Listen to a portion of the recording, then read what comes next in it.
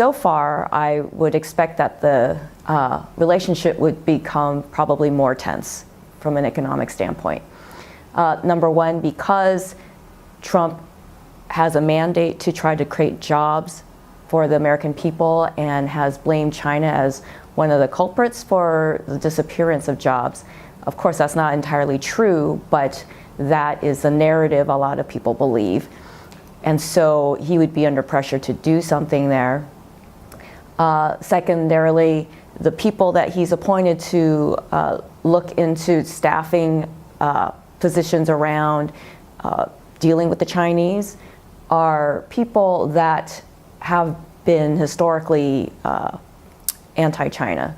So someone like Peter Navarro, Michael Pillsbury at the Heritage Foundation, they've written books that clearly define China as a competitor, if not an enemy, to be feared.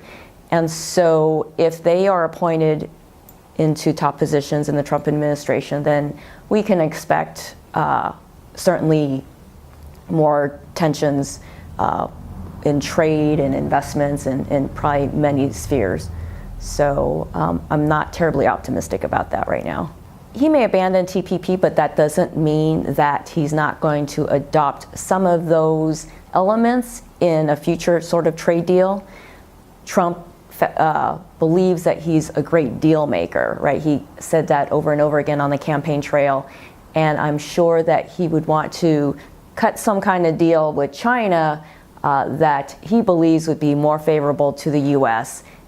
Even if it's similar to TPP, he's going to basically say that it's more favorable and spin it as such and call it a different name. I think that it's misplaced. It was probably rhetoric to help him get elected. The fact that he's going to pressure companies to move their operations back to the US will probably hurt profits for these companies, or if they come back or forced to come back, they are probably not going to hire people. They're probably going to just install robots to take care of a lot of the manufacturing.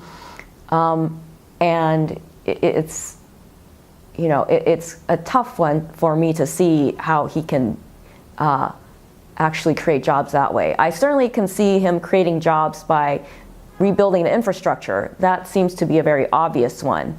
And so if Trump can get that through, then certainly he can create jobs there.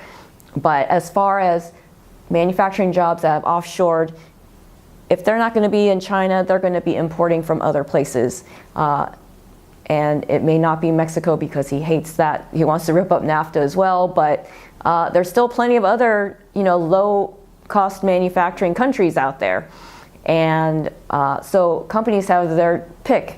And if Trump wants to force taxes on these companies for doing that, these companies may just decide to move their headquarters and decide not to be American companies anymore. So he doesn't have a lot of choices, and he may not realize that yet.